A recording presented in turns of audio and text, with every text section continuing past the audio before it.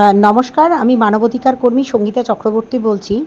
আজ আমাদের ভীষণ একটা খুশির খবর, আমাদের সংগঠনের একটা বিশাল সফলতা আমরা পেয়েছি। আমরা জাতীয় মানবাধিকার কমিশনে 2021 সালে একটি মামলা ফাইল করি, যে মামলাটা ছিল যে খানাকুল থানার বিরুদ্ধে। খানাকুল থানা রাত্রের বেলায় 6 জনকে তুলে নিয়ে চলে আসে এবং তাদের মধ্যে বিমান সানকি এবং চঞ্চল সানকি নামক দুজন ছেলে, যারা আমাদের কাছে কমপ্লেন করেছিল। এই 6 জন তারা সারা রাত বসে থাকে থানায় এবং তাদের নামে মিথ্যা মামলা হয় এবং তাদের বেলেবল অফেন্স ছিল। কিন্তু পুলিশ রাত্রেবেলায় তাদেরকে কোনো বেল অফার করেনি, বেল নেবার জন্য কোনো অ্যাডভোকেটের রেফারেন্সও দেয়নি এবং তাদেরকে অফারও করেনি। সুতরাং তার জন্য আমরা জাতীয় মানবাধিকার কমিশনের দ্বারস্থ হই। মামলাটিতে যথেষ্ট পরিমাণে ভালো অর্ডার হয় এবং অর্ডারের বেসিসে দীর্ঘদিন লড়াই চলে। রাজ্য সরকার গড়িমসি করলে খানাকুল থানার পুলিশের বিরুদ্ধে সাসপেন্ড যেমন করেন, রাজ্য সরকার তাদেরকে সাসপেন্ড করেন। যারা এই কাজটা করেছিলেন সেই এসআইয়ের মাঝখানে আমরা তার নানা রকম ইনফরমেশনও পেয়েছিলাম, তার মধ্যে ডিপার্টমেন্টাল এনকোয়ারিও হয়েছিল। তার পুলিশ বড়বাবুও কিন্তু অনেকটা ভেঙে পড়েছিলেন, কিন্তু আমরা সেই মামলা তখনও কিন্তু পিছিয়ে আসেনি। আমাদেরকে বহু কথা বলা হয়েছিল, আমার সাথে পুলিশ বাবুদের কথাও হয়েছিল যে এটা কিন্তু আপনি ঠিক করলেন না, কেন করলেন এইভাবে। তো যাই হোক, সেই ঘটনাটার পরে কিন্তু আমরা জাতীয় মানবাধিকার কমিশনে একটানা দরবার করতে থাকি এবং একটানা ফার্দার পিটিশন চলতে থাকে। শেষ পর্যন্ত আজকের দিনে এই মিথ্যা মামলা থেকে তারা মুক্তি পেয়েছে এবং রাজ্য সরকার 1 লাখ 2 লাখ টাকা দুজনের অ্যাকাউন্টে প্রদান করেছে। তার মধ্যে আজকে বিমান সানকি এই টাকা পাওয়ার পরই খুশি হয়ে আমার কাছে সন্ধ্যেবেলায় আসে এবং তার ভিডিও বার্তাটা আপনি একবার শুনে নিন। এবং আমাদের সংগঠনের একজন সাংবাদিক, ছোট্ট সাংবাদিক, তার নাম শতরূপ ভট্টাচার্য, যে এই মামলাটি আমাদের হাতে তুলে দিয়েছিল। দেখুন, জাতীয় মানবাধিকার কমিশন এমন একটি জায়গা যেখানে আপনি নিজের ইচ্ছাতে, নিজের খুশি মতো, কোনো উকিল ছাড়াই নিজে পিটিশন দাখিল করে নিজের বিচার করতে পারেন। এই বিমান সানকি, চঞ্চল সানকিরা হচ্ছে প্রত্যন্ত এলাকার গরিব মানুষ, যাদের টাকা পয়সা নেই মামলা লড়ার। তারা জাতীয় মানবাধিকার কমিশনের সহায়তা নিয়ে, যেহেতু তার নামে মিথ্যা মামলা হয়েছিল, তো তার সহায়তা নিয়ে তারা জয় পেয়েছে এবং ক্ষতিপূরণ হিসাবে 1 লাখ টাকা করে পেয়েও গেল।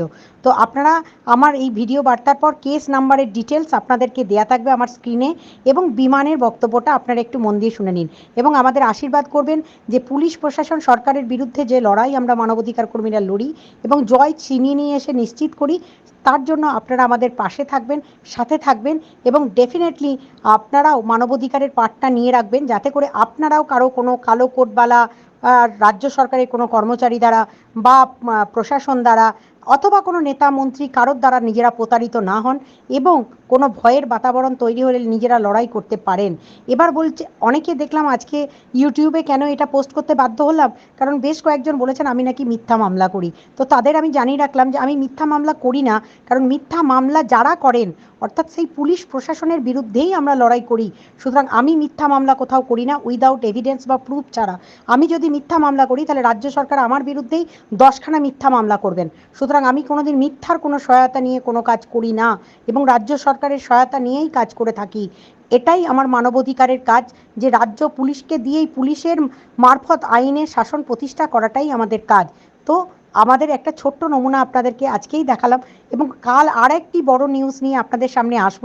আমাদের সংগঠনের তরফ থেকে আরেকটি বড় জয় আমরা ছিনিয়ে নিয়েছি, সেটা আজকে হাইকোর্টে হয়েছে, জাস্টিস অমৃতা সিনহার ম্যাডামের বেঞ্চে হয়েছে এবং সেই মামলাটির বড় জয় হয়েছে। আমাদের এসএস হিউম্যান রাইটস ফাউন্ডেশনের লিগাল টিম জিতেছে। তো সুতরাং আপনাদের আশীর্বাদ পেলে আমরা ধীরে ধীরে এগিয়ে যাব। দেখুন, আমাদের সংগঠন হয়ে কেন কাজটা করি, তার কারণ হচ্ছে অনেক সময় অর্ডার পাওয়ার পরেও পুলিশ প্রশাসন সরকার সেটাকে ইমপ্লিমেন্ট করেন না, অর্থাৎ আদেশটা পাওয়ার পরেও চুপ করে বসে থাকেন।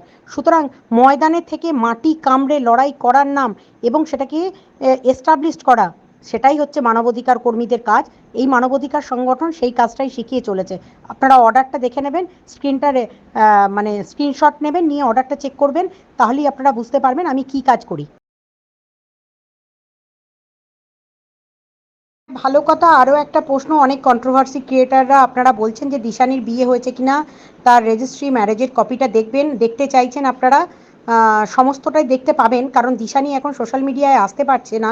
শুধুমাত্র তার নামে চুঁচড়া থানাতে পাল পরিবার থেকে জঘন্য জঘন্য কেস করা হয়েছে, তার জন্য দিশানি এখন মুখ দেখাতে পারছে না সোশ্যাল মিডিয়াতে। আরও একটা কথা বলে রাখি, দিশানি আপনাদের কাছে ডিসক্লোজ করেই দিয়েছে সে তার স্বামীর সাথেই থাকছে, তাহলে অর্থাৎ তারা টুগেদার থাকছে, একসাথে থাকছে।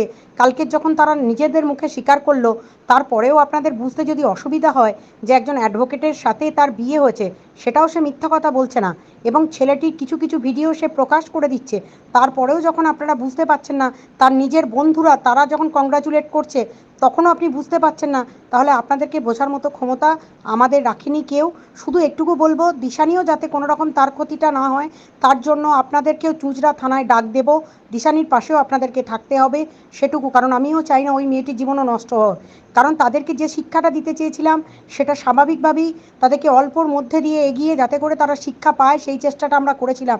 কিন্তু তার মধ্যে এই পাল পরিবার যে এত জঘন্য একটা মামলা দিশানির বিরুদ্ধে করে আছে, সেটা দেখে আমি প্রচণ্ড চমকে যাই। এবং আমি দিশানিকে সাথে আছি, পাশে আছি, দিশানিকে তো হেল্প করবই, এবং চাইবো আপনারাও যাতে দিশানির পাশে থাকেন। এবং এই থাকার জন্য আপনাদের কাছে আমার অনুরোধ যেমন থাকলো, সাথে এই পাল পরিবারের যে জঘন্য কন্ট্রোভার্সি করে চলেছে টানা, সেটাকে থামাবার জন্য আপনাদেরকে কিন্তু আমাদের সাথ দিতে হবে। আমি বিমান সানকি 16/11/2021 সালে আমি এবং আমার সঙ্গে আরও 5 জন চঞ্চল সানকি সহ খানাকুল থানায় মিথ্যা মামলা করে আমাদের নামে, এবং সেই মামলায় আমরা চারিদিকে ঘোরাঘুরি করে কোথাও নিষ্পত্তি না পেয়ে আমরা হিউম্যান রাইটস সঙ্গীতা চক্রবর্তী এবং মাননীয় শতরূপ ভট্টাচার্যা এর সঙ্গে যোগাযোগ করি। সঙ্গীতা ম্যাডাম আমাদের দিকে আশ্বস্ত করেন যে আমাদের এই মিথ্যা মামলার নিষ্পত্তি করে দেবে। তাই সঙ্গীতা ম্যাডামকে অসংখ্য ধন্যবাদ। আজ আমরা সেই মামলার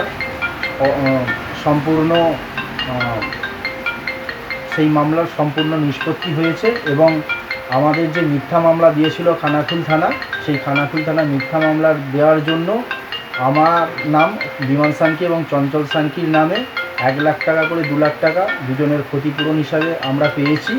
তাই অসংখ্য ধন্যবাদ সঙ্গীতা চক্রবর্তী ম্যাডামকে এবং শতরূপ ভট্টাচার্যা মহাশয়কে আমাদের সাথে থাকার জন্য, এবং ওনাদের সংগঠনকে অসংখ্য ধন্যবাদ। নমস্কার।